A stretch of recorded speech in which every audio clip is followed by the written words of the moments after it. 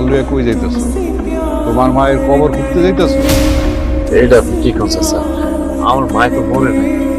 মরে নাই? তাইলে তোমাকে ওই পরিত্যক্ত মরা বাড়িতে নিয়ে তোমার মায়ের রাখছো কি থেকে? আরে নিয়ে ওখানে যদি জিন্দা মানুষও থাকে তাও তো সাপে আর কুকুরে সিরা বিরা খায়া ফেলে। আমরা তুমি ভালো করো না, কথা কইতেছো না কেন?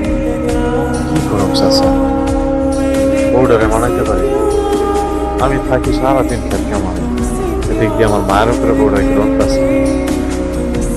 তুমি যেরকম ক্ষেত খামারের পরিচর্যা করো, দেখাশোনা করো, সেরকম সংসারেও তোমার পরিচর্যা করো।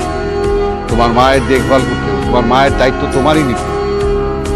মায়ের তো ঠিকই দেখলাম চাচা, মায়ের যক্ষা রোগটা এমন অবস্থা হয়েছে, মায়ের মুখ থেকে বাইরে রক্ত।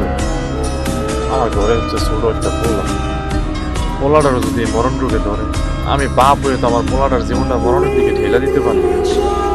দেখবে বাজার, তোর বাপ মরছে তোর ছোট রাখে, তোর মায় তোরে কত কষ্ট কইরা কোলে পিঠে কইরা মানুষ করছে এটা আমরা দেখছি। মাথায় রাখে নাই উকুনে খাইব বইলা, জমিনে রাখে নাই পিঁপড়ায় খাইব বইলা। সেই মায়ের লগে এমন আচরণ করছ, আমরা একদম ঠিক হয় নাই। আমার কাম আছে।